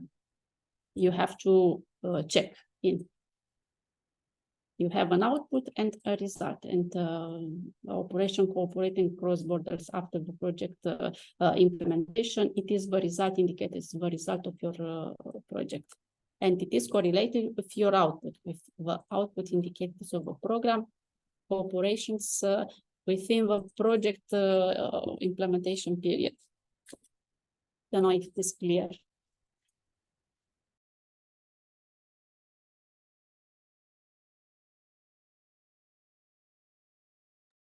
Yes, correct. If you have selected this pair of indicators, you should select this result indicator after the project completion. And here, when you are checking the reporting period, you can check that after the project completion period. Because after 1 year, we'll come to you and ask you, how did you obtain this result? Did you obtain it? What did you do during this year?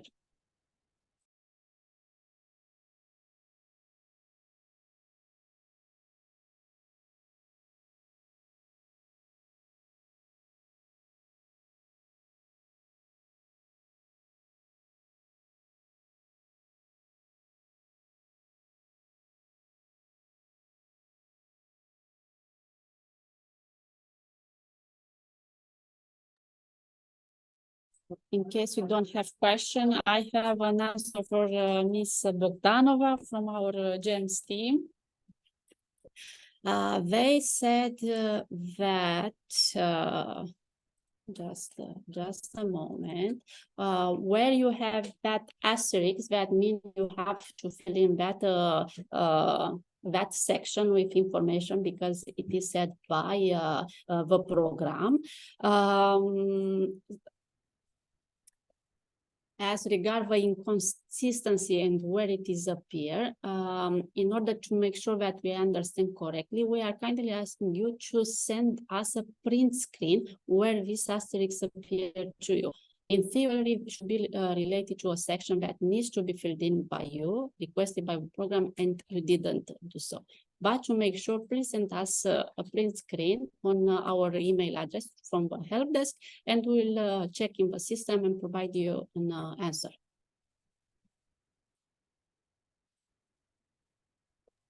Unfortunately, I don't think Mrs. Bogdanova is with us anymore, but we will send this message to her email address and ask her to send a print screen.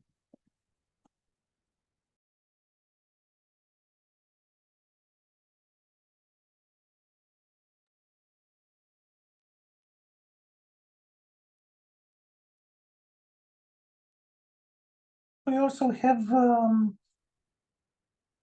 not a really specific question received, but general domain, let's say, from Mr. Ovidiu Peicu.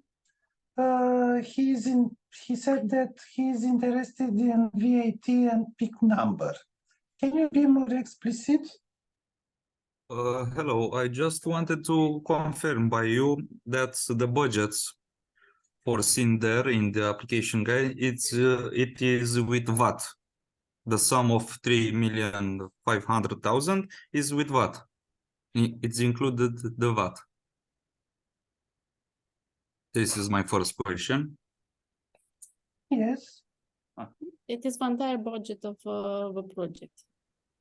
And it's including VAT. Yes, of course, because it is part of the budget. Well, if your institution is by law, if eligible, this is the idea. If it is eligible, the total amount. If your institution Will include recovers the VAT from other funds, then no, it's not eligible within the program because it's double finance. Okay, I understand. And the second question, it's regarding the participant identification code, the mandatory code obtained from the Europe.eu site. After we get this code, we have to submit or upload some documents in the respective website or something. I mean, I understand from the application guide and in the offline application form that we have to just register the beneficiary in order to obtain this code. Register and then the code will be generated for you. And nothing else. And after that, fill in the code here in GEMS. In the Yes, respective okay. field. Yeah. Okay, thank you. No question, thank you.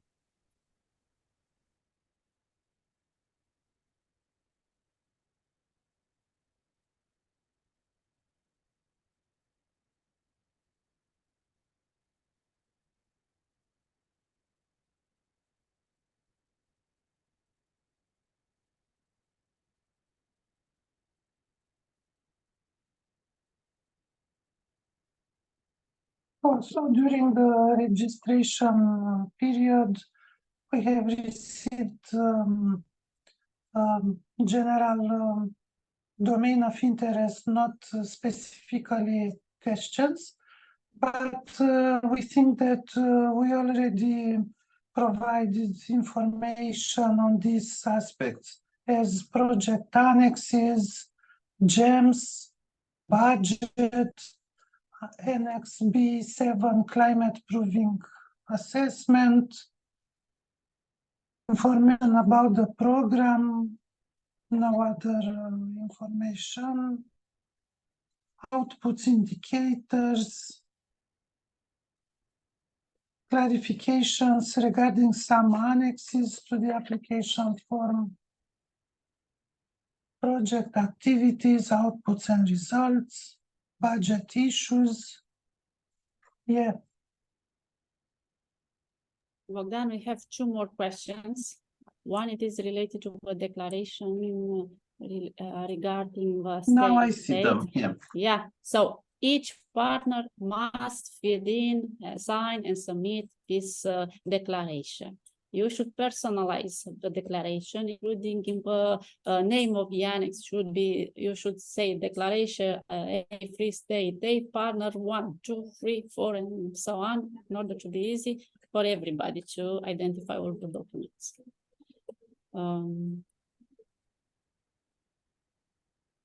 Another question is regarding the electronic signature.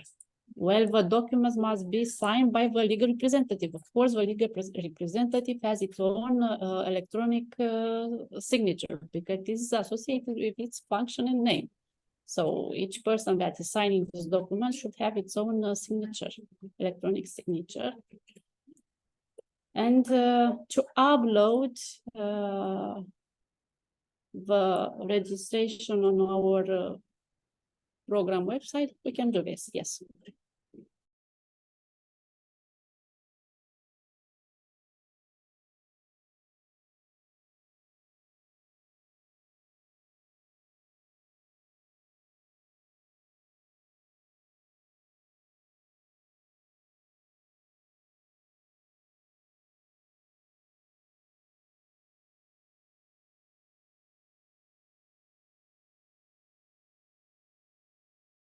We have one question. Only the declaration must be electronically signed?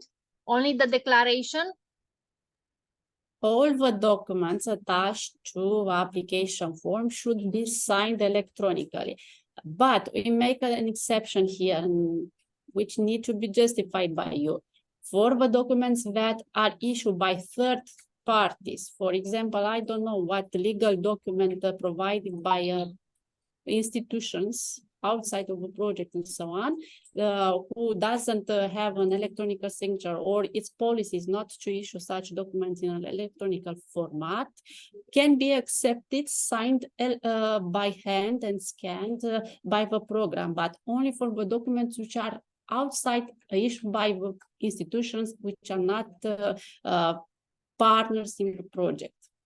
All the declarations and annexes issued by the partner should be signed electronically. We encourage you to request to our institution for the parties to issue your documentation with electronic signature. But we understand there may be cases where this is not possible, but only in these situations. Thank you. Okay, thank you.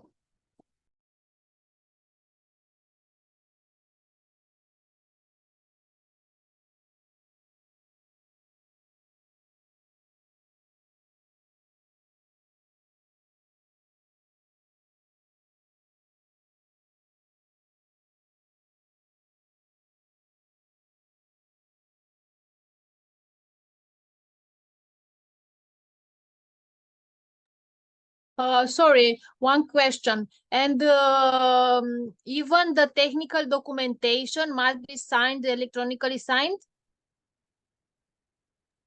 If they are not issued by you, we can make an exception. If it is, for example, a feasibility study, which was done 6 or 7 months ago, and you receive it signed by hand, then we understand it is a situation where you cannot submit a document in electronic format with electronic signature. So in this case, you can submit it, sign it by hand, and upload it in the system. Okay, thank you.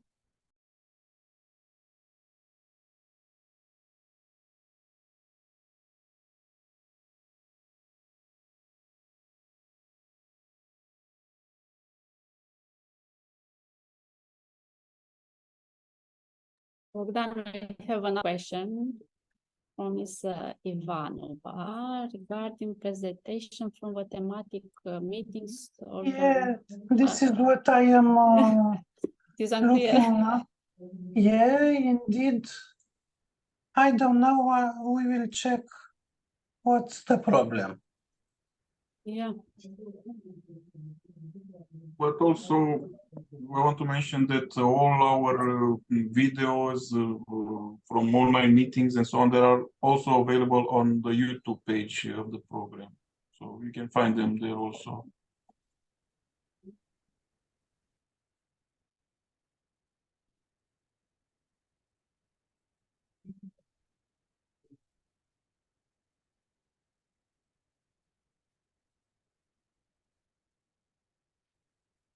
I just shared with you the link where all the presentations and the Q&A is, or this presentation and Q&A are posted. You can go click here and you will find under call to everything that was, what is available under this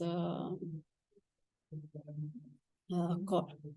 And here we will also upload the presentation. Actually, we'll put a title with link to YouTube where you can watch again this video.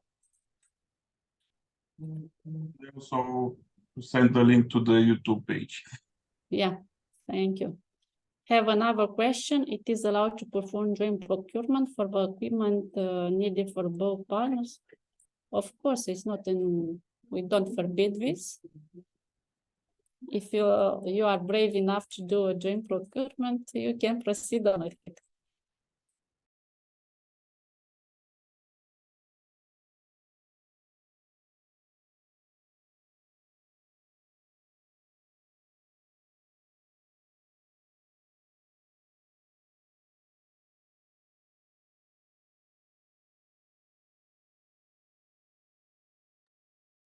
I would like also to add something related to the deadline of submitting the application. It's the deadline, it's at the noon, 12 o'clock at the noon, not 12 o'clock in the midnight, because there were some discussions, and this shall be clarified with you. Yeah, I think Bogdan should make an announcement on Facebook to be very clear to everybody that we are referring to 12 o'clock midday.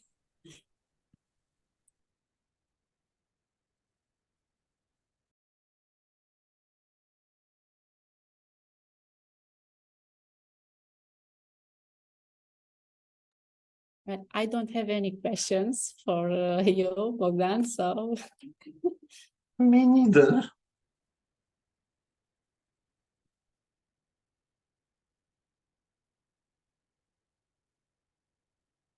Anyhow, having in mind that we didn't took the break, this is the time. Yes. So before saying goodbye to you, please have in mind that you can submit your question to helpdesk until 4 of September. After this date, you will receive no answer to your questions. So in case you still have some unclear issues that needs to be solved, send us your question until 4th of September. That's the deadline, a new deadline.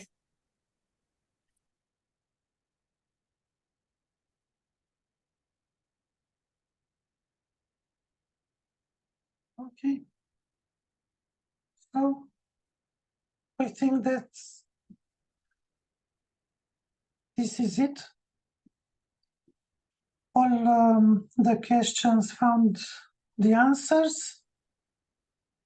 Hoping that the quality of the applications will be good enough in order to be contracted and together to get to the proposed indicators and objectives of the program, and just to contribute to the well-being of our area.